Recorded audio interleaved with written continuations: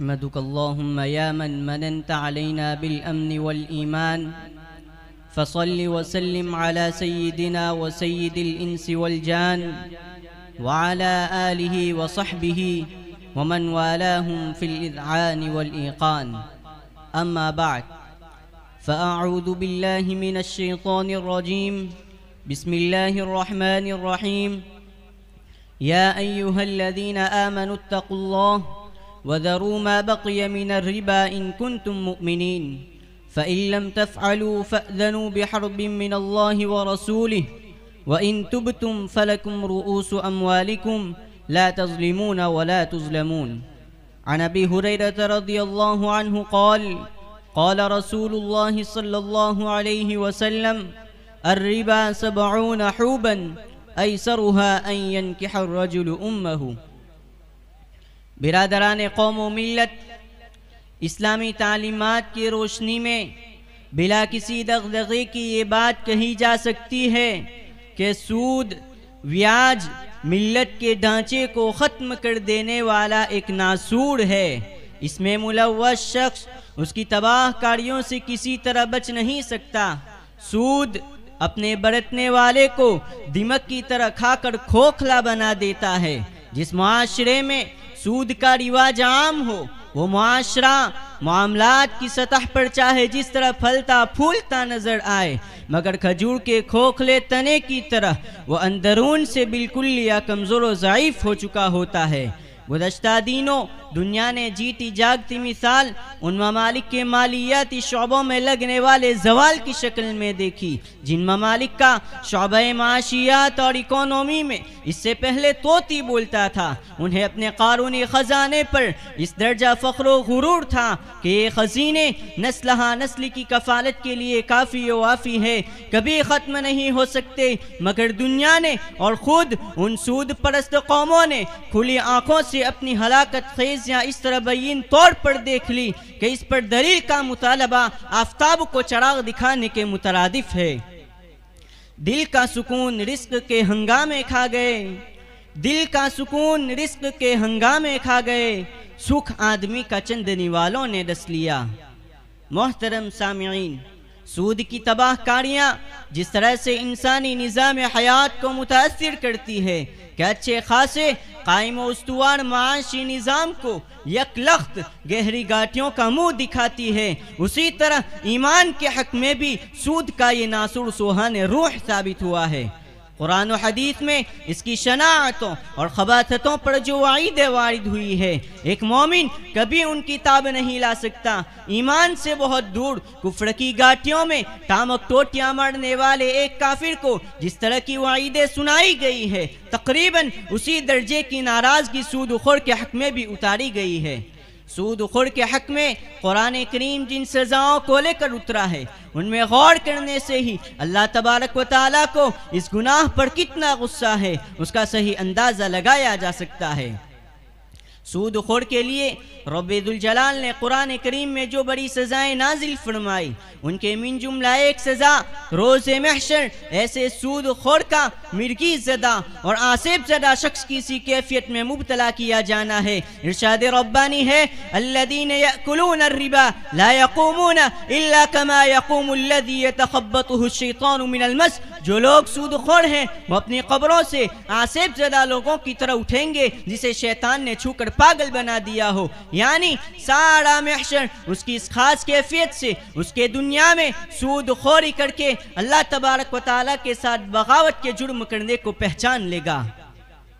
سود خوری پر دوسری سزا مالی ہلاکت و بربادی کی سنائی گئی ہے. ارشاد ہوتا ہے یمحق اللہ الربا ویربی الصدقات. اللہ سود کو مٹاتا ہے اور صدقات کو بڑھاوا دیتا ہے.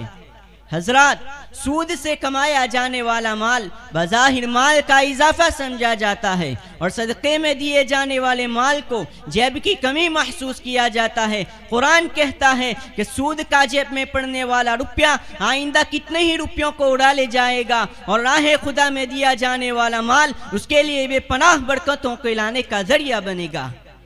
گرامی قدر سامعین، سود خور کے حق میں سنائی گئی تیسری وعید اللہ رب العزت کی جانب سے اس باغی کو دیا ہوا اعلان جنگ ہے ارشاد ہوتا ہے فَإِن لَمْ تَفْعَلُوا فَأْذَنُوا بِحَرْبٍ مِّنَ اللَّهِ وَرَسُولِهِ، اگر تم سود خوری نہیں چھوڑتے تو اللہ اور رسول خدا صلی اللہ علیہ وسلم کی جانب سے اعلان جنگ سن لو۔ العیاذ باللہ، کون سا مومن ہے جو اتنی بڑی وعید کی تاب لا سکے؟ حکومت کے معمولی عہدے پر فائز، نہایت ہی مختصر دائرے اختیار رکھنے والا کوئی عہدے دار اگر ہمیں ایک دھمکی دے دیتا ہے تو ہماری نیند حرام ہو جاتی ہے، دن کو تارے نظر آنے لگتے ہیں، کلیجہ منہ کو آنے لگتا ہے، تو بھلا مالک الملک، تمام جہانوں کا پروردگار، مختار کل، ہمارا پیدا کرنے والا اگر ہمیں اعلان جنگ سنائے تو کسی کی کیا مجال ہو سکتی ہے کہ وہ سود خوری کی ہنگامی لطف انگیزیوں کے خاطر اتنا بڑا چیلنج اپنے سر مول لے۔ لیکن اللہ تبارک و تعالیٰ کی جانب سے دی جانے والی ڈھیل انسان کو اس درجہ جری بناتی ہے کہ وہ عظیم المرتبہ چیلنج کو بے خاطر میں نہیں لاتا اور سود خوری کے جرم میں سرمست و سرشار رہتا ہے۔ برادران اسلام، سود خور کے حق میں سنائی گئی وعیدوں میں سے چوتھی وعید اس پر لگائی جانے والی کفر کی مہر ہے۔ قرآن کہتا ہے وَذَرُوا مَا بَقِيَ مِنَ الرِّبَا إِن كُنتُم مُؤْمِنِينَ، کہ سود کی حرمت آ جانے کے بعد جو سود تمہارا لینا باقی رہ گیا ہے، اگر تمہارے دلوں میں ایمان ہے تو تمہیں اسے چھوڑنا ہوگا۔ اللہ اکبر! ایماندار رہنے کا معیار ہی یہ ٹھہرایا گیا کہ انسان سود خوری کے جذبات کو پسے پشت ڈال کر محض رضا رب کے لیے دنیاوی دستور کے بموجب اپنا حق سمجھا جانے والا یہ سود چھوڑ دے۔ اس قدر سخت ترین وعیدوں کے بعد بھی کوئی مومن سود خوری کے دلدل میں پھنسا جا رہا ہو تو اسے اپنے خاتمے کی خود خبر لینی چاہیے۔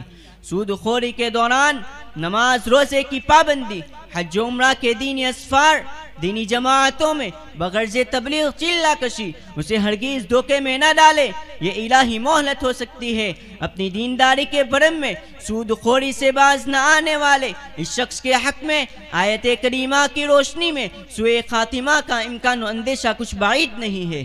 اللہ تبارک و تعالیٰ اس نحوست سے ہم تمام کی مکمل حفاظت فرمائے۔ سود خوری پر مرتب 5ویں سزا ہمیشہ کی جہنم ہے۔ قرآن کہتا ہے وَمَنْ عَادَ فَأُولَئِكَ أَصْحَابُ النَّارِ هُمْ فِيهَا خَالِدُونَ، کہ سود کی حرمت آ جانے کے بعد اگر کوئی پلٹ کر سود خوری کا رخ کرے گا تو اس کے لیے ہمیشہ کی جہنم ہے۔ ذرا غور تو کیجئے کہ ایک کافر کو جو سزا شریعت نے سنائی ہے، کیا عین وہی سزا یہاں سود خوروں کو نہیں سنائی جا رہی ہے؟ عقل مندوں کو اشارہ کافی ہوا کرتا ہے۔ اس سزا سے سود خور کے حق میں اللہ رب العزت کے غیظ و غضب کا بخوبی اندازہ لگایا جا سکتا ہے۔ عزیزان گرامی قدر، یہ تو قرآن میں نازل شدہ وعیدیں تھی، اب احادیث کی جانب بھی ذرا نظر کر لیجئے۔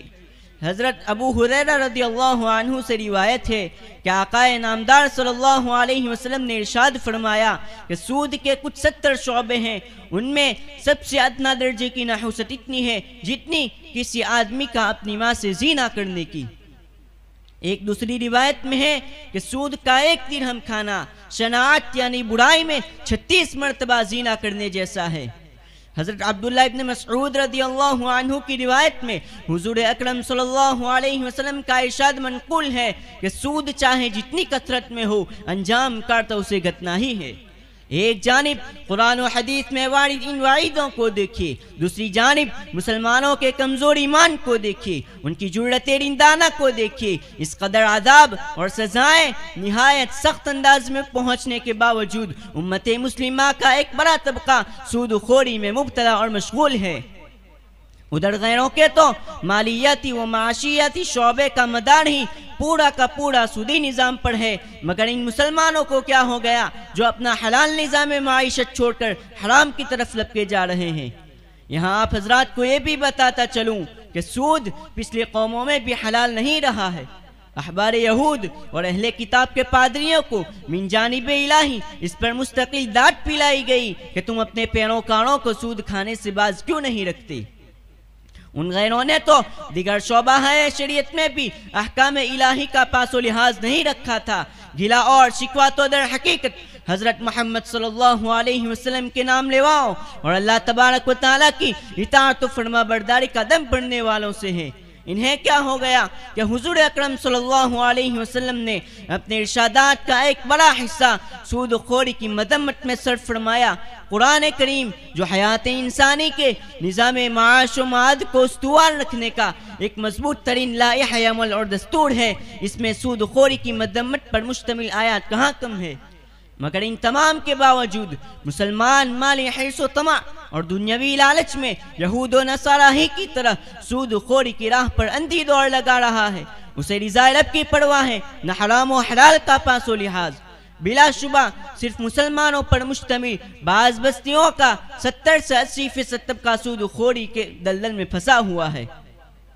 برادران ملت، امت مسلمہ سے اس عاجز کی دل کی گہرائیوں سے اپیل و درخواست ہے کہ ہم اللہ تبارک و تعالیٰ کی نافرمانی سے باز آنے کی فکر کریں، سود خوری کو طلاق مغلظہ دے کر رب کریم کی طرف پھر سے ایک مرتبہ رجوع کریں۔ یقیناً وہ نہایت رحم کرنے والا، بڑا معاف کرنے والا ہے۔ خدا را ہم اپنی نسلوں کے پیٹوں کو جہنم کی آگ کا گڑھا بننے سے بچا لیں، اور آج تک اپنے محسن رب کو سود خوری کے حوالے سے جس قدر ناراض کیا ہے، اسے کہیں زیادہ آہوزاری کے ساتھ پھر اسے منا لے اور روزی کی پرواہ چھوڑ دیں۔ کیوں؟ اس لیے کہ روزی دینے والی ذات صرف اور صرف ایک اللہ کی ہے۔ وہ اپنی تمام مخلوق کو روزی پہنچا کر رہتا ہے۔ اسی کو شاعر کہتا ہے، رزق اڑ اڑ کے چلا آتا ہے گلیوں میں، رزق اڑ اڑ کے چلا آتا ہے گلیوں میں، رزاق نے اس کے ہر دانے کو پڑھ دیے ہیں۔ آخر میں بارگاہ ایزدی میں دست بدعا ہوں کہ اللہ تبارک و تعالی سود خوری کی نحوست سے پوری امت مسلمہ کی مکمل حفاظت فرمائے، آمین۔ وآخر دعوانا ان الحمدللہ رب العالمین۔ ماشاءاللہ۔ مکرمی سامعین،